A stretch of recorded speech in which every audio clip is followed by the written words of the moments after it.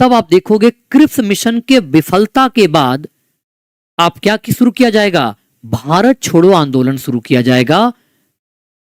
भारत छोड़ो आंदोलन शुरू किया जाएगा। तो ये आपको यहां पे ध्यान में रखना है, ठीक है। भारत छोड़ो आंदोलन कैसे शुरू हुआ, इस पूरी घटना को समझते हैं। यह अगस्त क्रांति आंदोलन के तौर पर जानते हैं। 8 अगस्त 1942 को यह आंदोलन शुरू हुआ। नेतृत्व महात्मा गांधी कर रहे थे। हालांकि 8 अगस्त के बाद 8 अगस्त की रात को ऑपरेशन जीरो आवर के तहत सभी प्रमुख नेताओं को गिरफ्तार कर लिया गया, जिसमें गांधी जी को गिरफ्तार करके गांधी जी, सरोजिनी नायडू, कस्तूरबा गांधी और भी कई लोगों को पूना के आगा खां पैलेस में रखा गया। जवाहरलाल नेहरू को अहमदनगर जेल में बंद कर दिया गया। राजेंद्र प्रसाद को पटना के बांकीपुर जेल में, जयप्रकाश नारायण को हजारीबाग जेल में बंद कर दिया। यह विशाल उपनिवेशवादी विरोधी संघर्ष था और गांधी जी ने इसमें करो या मारो का नारा दिया था। तो पूरी घटनाक्रम को समझते हैं। देखो इसके कारण क्या था। भारत छोड़ो आंदोलन का जो तात्कालिक कारण बना वो था क्रिप्स मिशन की विफलता, लेकिन इसके अलावा और भी कारण तो थे ही। जैसे भारतीय सीमाओं पर जापानी सेनाओं का आगमन हो चुका था, ये भी एक डर था। महंगाई बढ़ी रही थी, खाद्यापूर्ति की कमी थी, अकाल वाली स्थितियां, बढ़ता राष्ट्रवाद था। और इसीलिए 14 जुलाई 1942 को वर्धा में कांग्रेस कार्य समिति की बैठक हुई। गांधी जी ने कहा कि हमें भारत छोड़ो आंदोलन शुरू करना है। कांग्रेस ने कहा कि नहीं, हम इसको स्वीकार नहीं करेंगे। तो गांधी जी ने धमकी दिया कि अगर तुम स्वीकार नहीं करोगे तो मैं देश के बालू से कांग्रेस से बड़ा आंदोलन खड़ा कर दूंगा। ये वर्धा प्रस्ताव के समय कहा गांधी जी ने कि मैं देश से, भारत की बालू से देश से बड़ा आंदोलन खड़ा कर दूंगा। गांधी जी के नेतृत्व में फिर सविनय अवज्ञा आंदोलन का निर्णय लिया गया। इसकी औपचारिक शुरुआत 8 अगस्त 1942 को हुई। 8 अगस्त 1942 को हुई। प्रस्ताव की प्रस्तुति कौन किया? प्रस्ताव की जो प्रस्तुति थी ग्वालियर टैंक मैदान दिल्ली, जिसको आज अगस्त क्रांति मैदान कहते हैं। ग्वालियर टैंक मैदान मुंबई। ग्वालियर टैंक मैदान कहां पे? बॉम्बे उस समय था। इसको अगस्त क्रांति मैदान भी कहते हैं। इसको क्या कहते हैं? अगस्त क्रांति मैदान कहते हैं।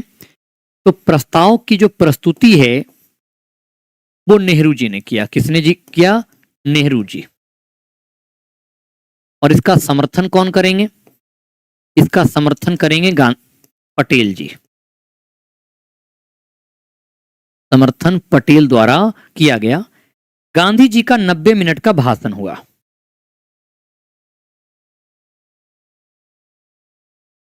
गांधी जी का कितना मिनट का? गांधी जी का 90 मिनट का भाषण हुआ। और इस 90 मिनट के भाषण में गांधी जी ने कहा, एक नारा दिया, करो या मरो का। एक नारा क्या दिया? एक नारा दिया, करो या मरो का, कि या तो हम आजाद हो जाएंगे और या तो इस प्रयास में जान दे देंगे, भारत को गुलाम देखने के लिए जीवित नहीं रहेंगे। यानी कि गांधी जी ने अंतिम संघर्ष बताया कि ये अंतिम संघर्ष है, अब तुम्हें अपनी आजादी खुद प्राप्त करनी होगी।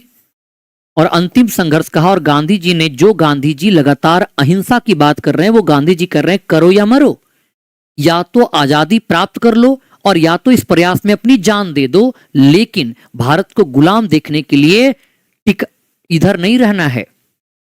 और आप देखोगे 8 अगस्त 1942 को यह औपचारिक घोषणा होगा। 9 अगस्त को प्रमुख नेताओं को गिरफ्तार कर लिया जाएगा, सभी बड़े नेताओं को गिरफ्तार कर लिया जाएगा। यह 9 अगस्त को यह आंदोलन नेतृत्व विहीन हो जाएगा और बहुत जगह अहिंसा देखने को मिलेगा। रेल पटरियां उखाड़ दिया जाएगा, सरकारी भवन तोड़ दिया जाएगा, सरकारी भवन पर झंडा फहराया जाएगा, टैक्स नहीं देने की बात करेगा। यानी कि जनता ने अपने स्तर पर, क्योंकि देखो बड़े नेताओं को गिरफ्तार कर लिया गया तो जनता, आंदोलन जनता के हाथों में चला गया। यह एक ऐसा आंदोलन है जिसमें जनता बहुत जोरदार तरीके से भाग ली है, बहुत बड़े स्तर पर जनता की भागीदारी देखने को मिलती है। और अलग अलग नेताओं को गिरफ्तार करके अलग अलग जेल में डाल दिया गया है ना, अलग अलग नेताओं को। जैसे आपको गिरफ्तारी की बात मैं करता हूं, यहां पे नेताओं की गिरफ्तारी।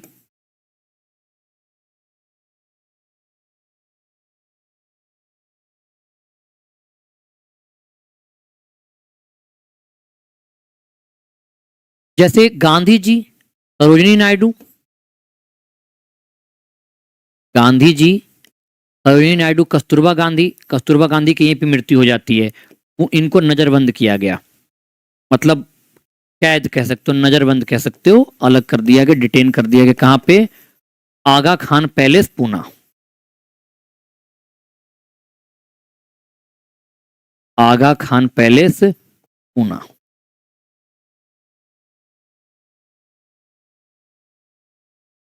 नेहरू जी को अहमदनगर जेल में डाल देगा, अहमदनगर जेल। इसी प्रकार से राजेंद्र प्रसाद को बांकीपुर जेल, जयप्रकाश नारायण को हजारीबाग जेल, जहां से वो दीपावली की रात भागेंगे, नेपाल में बकरी टापू पर जाकर के आजाद दस्ता का गठन करेंगे। इसमें प्रमुख व्यक्तित्व रहे जैसे राम मनोहर लोहिया, ये लगातार भाषण दिया करते थे, क्योंकि उषा मेहता क्या थी? उषा मेहता जो थी ये भूमिगत रेडियो चलाती थी, और इस पर लगातार भाषण राम मनोहर लोहिया का आता था। ये सेकंड पंक्ति के नेता आए, ये सब पॉपुलर हुए। जयप्रकाश नारायण आजाद दस्ता चलाया, जो कि एक आतंकवादी संगठन के तौर पर था, जिसका एक ही उद्देश्य था कि छत बिछत कर देना, अंग्रेजों को नष्ट करना, ध्वस्त करना। अरुणा आसफ अली झंडा फहराने का काम किया। बीजू पटनायक, ये तमाम सारे नेता, सुचेता कृपलानी, ये सब, यानी प्रथम पंक्ति के नेताओं को गिरफ्तार कर लिया गया, तो दूसरी पंक्ति के नेता इसमें शामिल होते हैं और अलग अलग क्षेत्रों में अलग अलग निर्णय किए जाते हैं। जैसे समानांतर सरकारें बनाई गई। आप गौर करोगे, बलिया में सबसे पहले अगस्त 1942 में समानांतर सरकारें बना, चित्तू पांडे के नेतृत्व में। तामलुक में जातीय सरकार बनाया गया, जिसमें सतीश चंद्र सामंत थे। जातीय सरकार, विद्युत वाहिनी इकाइयों का आयोजन किया, अमीरों ने गरीबों को दान दिया। सतारा 1900, सबसे लंबी चलने वाली सरकार 1943 से 1945 सतारा रही। वाईबी चौहान और नाना पाटिल, इसको प्रति सरकार भी कहते हैं। गांधी विवाह का प्रचलन किया, ये सब इंपॉर्टेंट बात है, पूछ सकता। शराबबंदी अभियान चलाया। गांव में पुस्तकालय और न्याय मंडल का, तो सबसे लंबा यही चला था, सतारा वाला, वाईबी चौहान और नाना पाटिल। तो भारत के अलग अलग क्षेत्रों में अलग अलग प्रकार से आंदोलन हुआ। कहीं झंडे फहराए गए सरकारी भवनों पर, जैसे बिहार में झंडा फहराया गया 11 अगस्त 1942 को, सचिवालय गोली हत्याकांड के रूप में जानते हो आप। आंदोलन अपने उद्देश्यों को पूरा करने में विफल रहा, क्योंकि केंद्रीय नेतृत्व का अभाव था। आम सहमति नहीं बनी, कई लोगों ने शामिल नहीं हुआ, जैसे मुस्लिम लीग शामिल नहीं हुई, भारतीय कम्युनिस्ट पार्टी, हिंदू महासभा विरोध थी, नौकरशाही भी आंदोलन खिलाफ थी, बी.आर. अम्बेडकर, पेरियार भी इस आंदोलन में शामिल नहीं हुए। सब लोग इस आंदोलन का विरोध कर रहे हैं, लेकिन गांधी जी ने इसको अंतिम संघर्ष के तौर पर किया। 10 फरवरी 1942 को गांधी जी के द्वारा, जो सरकार के द्वारा क्रांतिकारियों के खिलाफ क्या किया जा रहा था, बल का प्रयोग किया जा रहा था नेतृत्वकर्ताओं के द्वारा, आंदोलनकारियों के द्वारा, तो उसके खिलाफ गांधी जी ने आगा खान पैलेस में 21 दिन का उपवास रखा, 21 डेज का फास्टिंग रखा। सरकार द्वारा प्रदर्शनकारियों के खिलाफ किए गए हिंसा के विरुद्ध में, लेकिन सरकार कोई बात ध्यान नहीं था। सरकार, उनको लग रहा था कि अब गांधी जी चल बसेंगे, छोड़ने को तैयार नहीं था। काफी सारे लोग जो वायसराय की कार्यकारिणी परिषद में, जैसे एच.बी. मोदी, ऐसे कई लोग थे, 3 लोगों ने इस्तीफा दे दिया। 3 लोगों ने क्या किया? इस्तीफा दे दिया। आप गौर करोगे, 13 दिन उपवास के उपरांत वापस ले लिया। इस दौरान तो देखने को मिलता है कि लिनलिथगो ने पूरा प्लान कर लिया था कि एक बार गांधी की मृत्यु, लकड़ी उकड़ी सब मंगवा लिया था कि गांधी जी की मृत्यु हो जाएगी, वहीं पे उनका दाह संस्कार कर दिया जाएगा, मामला ही खत्म करेंगे। ये बार बार भूख हड़ताल पे गांधी जी बैठ जाया करते थे। 13 दिन उपवास के बाद फिर उनको लगा कि जब सरकार झुकने को तैयार नहीं है, उन्होंने उपवास की समाप्ति कर दिया। 23 मार्च 1943 को पाकिस्तान ने, मुस्लिम लीग ने पाकिस्तान दिवस मनाया, और अक्टूबर 1943 में लॉर्ड बेवेल भारत का गवर्नर जब लॉर्ड बेवेल गवर्नर जनरल बनकर आया, तो लॉर्ड बेवेल ने गांधी जी को जेल से रिहा कर दिया। अक्टूबर 1943 में गांधी जी जेल से रिहा हो गए। अब बेवेल एक बात कहा कि देखो, जब तक मुस्लिम लीग और कांग्रेस में कोई आपस सहमति नहीं बनती है, तब तक भारत के संवैधानिक भविष्य, भारत के स्वतंत्रता का कोई फैसला लिया ही नहीं जा सकता। यानी कि बेवेल एक बात कहता है कि देखो यार, तुम दोनों पहले आपसी सहमति बना लो, तब तो हम तुमसे बात करेंगे। तुम तो आपस में लड़ रहे हो, हम तुमसे क्या बात करेंगे। देखो कौन कह रहा था, यही अंग्रेज लोग भारत में लड़वाने का काम किया। अब यही कह रहा है कि जब तक तुम आपस में लड़ना बंद नहीं करोगे, तब तक हम स्वतंत्रता की बात नहीं कर सकते। तो भारतीयों को एक बात तो रियलाइज हो गया कि अब आपसी सहमति बनाना बहुत जरूरी है, और इस दिशा में पहला पहल सी राजगोपालाचारी फॉर्मूला के माध्यम से किया गया, जिसको चक्रवर्ती राजगोपालाचारी फॉर्मूला के नाम से जानते हैं। इस फॉर्मूला को गांधी जी की सहमति थी, क्योंकि यह फॉर्मूला चक्रवर्ती राजगोपालाचारी ने बनाया था, इसलिए इसको राजा जी फॉर्मूला भी कहते हैं। सी राजगोपालाचारी द्वारा ब्रिटिश भारत की स्वतंत्रता पर अखिल भारतीय मुस्लिम लीग और भारतीय राष्ट्रीय कांग्रेस के बीच राजनीतिक गतिरोध को हल करने के लिए फॉर्मूला लाया गया, क्योंकि लीग का मानना था कि हिंदू और मुसलमान अलग अलग राष्ट्र हैं, इसलिए मुस्लिम राष्ट्र बनना चाहिए, जबकि कांग्रेस भारत के विभाजन के विचार का विरोध कर रही थी। और तभी बीच में क्या लाया गया, राजगोपालाचारी फॉर्मूला लाया गया, और इसमें फॉर्मूला में यह कहा गया कि मुस्लिम लीग भारत के स्वतंत्रता का समर्थन करे, कांग्रेस जो स्वतंत्रता की लड़ाई लड़ रही है उसका समर्थन करे। लीग केंद्र में एक अंतिम सरकार, इंतरिम गवर्नमेंट बनाने में कांग्रेस के साथ सहयोग करे। क्या करे, कांग्रेस के साथ सहयोग करे। यह भी देखने को मिलता है, क्या करे, कांग्रेस के साथ सहयोग करे। ठीक है, यह यहां पे ध्यान रखना है। फिर भी कहा कि जब देखो युद्ध समाप्त हो जाएगा तो उत्तर पश्चिमी और उत्तर पूर्व भारत के मुस्लिम बहुल क्षेत्रों में आबादी को जन्म संग्रह के द्वारा निर्णय लिया जाएगा कि उन्हें पृथक संप्रभु राज बनाना है या नहीं बनाना। इस बात को लेकर के नाराज हो गया कौन, जिन्ना। बोला कि ये जन्म संग्रह क्यों कराओगे, जन्म संग्रह क्यों कराओगे, जन्म संग्रह कराना उचित नहीं है ना, जन्म संग्रह क्यों करवाओगे, ये देखने को मिलता है। और ये भी कहा कि ये जो सारी शर्तें हमने सीआर फॉर्मूला में रखा है, ये तभी लागू होंगी जब भारत को आजादी मिल जाएगा, तब जब भारत को आजादी मिल जाएगा तब इस फॉर्मूला पर बात किया जाएगा। यानी कि जो विभाजन का फैसला है, देखो एक तरह से तो आपको समझ में आ ही गया कि सीआर फॉर्मूला ने भारत की विभाजन को मौन सहमति दे दिया, क्योंकि ये कहना कि पहले हम मिलकर के आजादी प्राप्त करते हैं, फिर आपस में बंटवारा करना या नहीं करना उस पर फैसला कर लेंगे, आपस में बंटवारा करना है या नहीं करना उस पर फैसला कर लेंगे, लेकिन पहले आजादी प्राप्त करते हैं। तो एक तरह से तो सीआर फॉर्मूला ने भारत के विभाजन को मौन सहमति दे दिया, और सीआर फॉर्मूला को गांधी जी का भी समर्थन प्राप्त था। इस प्रकार इसलिए गांधी जी पर आरोप लगता है कि गांधी जी ने ही क्या किया था, भारत विभाजन को आगे बढ़ाने का काम किया। आगे चल करके गांधी ने जिन्ना के साथ वार्ता भी किया, लेकिन फेल कर गया। गांधी जी जिन्ना के साथ मिलते हैं, बातचीत करते हैं, उनको समझाने की कोशिश करते हैं, लेकिन वो मानने को तैयार नहीं था। तो आप देखो, यह फॉर्मूला लीग की पाकिस्तान की मांग की एक मौन स्वीकृति थी, और गांधी जी ने इस फॉर्मूले का समर्थन दिया। जिन्ना चाहता था कि देखो हम सपोर्ट एक ही शर्त पर करेंगे, तुम द्विराष्ट्र सिद्धांत को स्वीकार कर लो कि यहां भारत पाकिस्तान बनेगा, हम स्वीकार कर लेंगे। कांग्रेस भारतीय संघ की स्वतंत्रता के लिए लीग के साथ समर्थन तो करना चाहती थी, लेकिन लीग को भारत की स्वतंत्रता से कोई मतलब नहीं था, उसे बस अपना अधिकार चाहिए था, अपना चाहिए था। वो अपने अपने की बात कर रहा है, भारतीयों की बात नहीं कर रहा।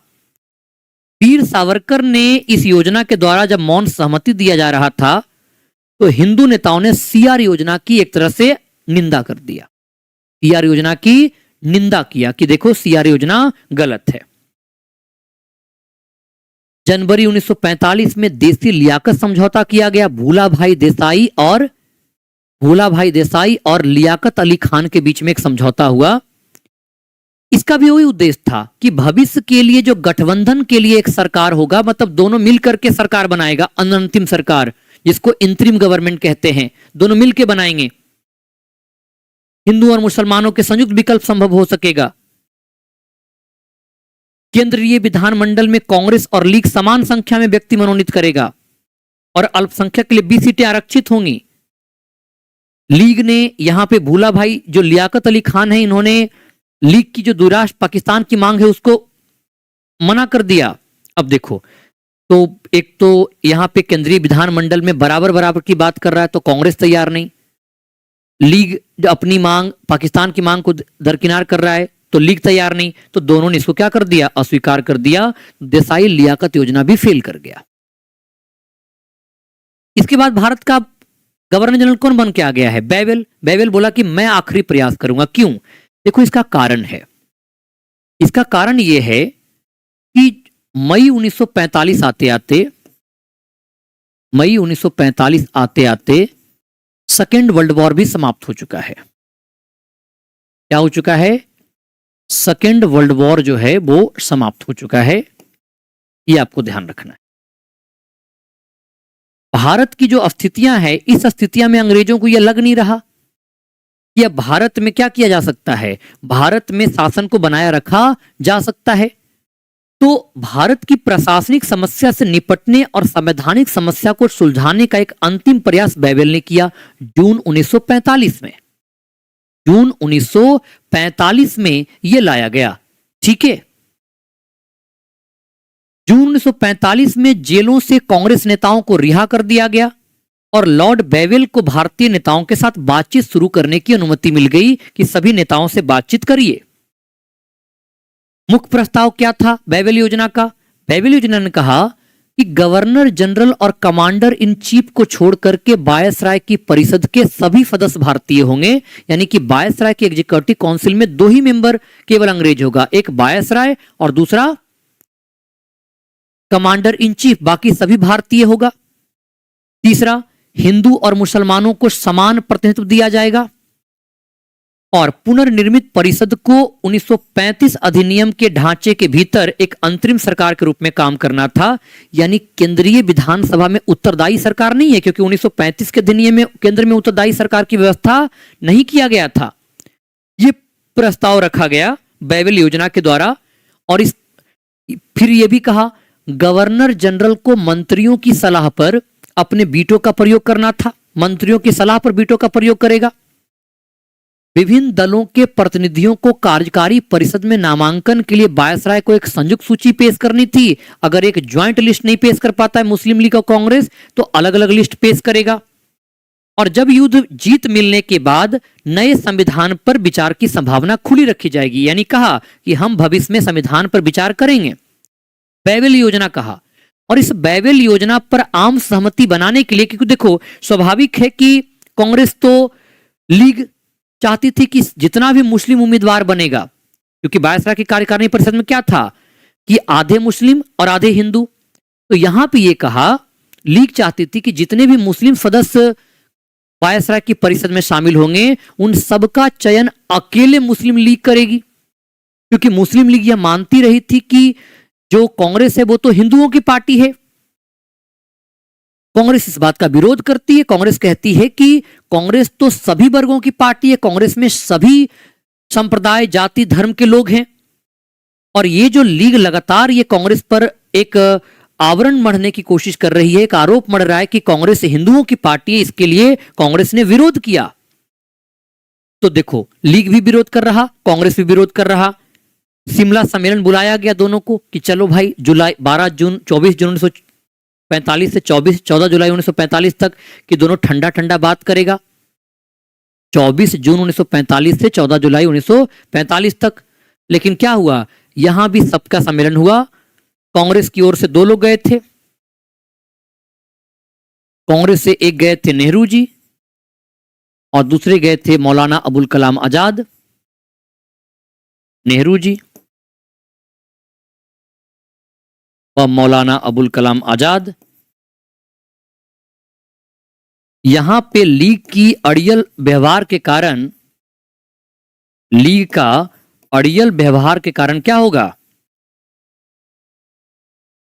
शिमला सम्मेलन भी फेल हो गया।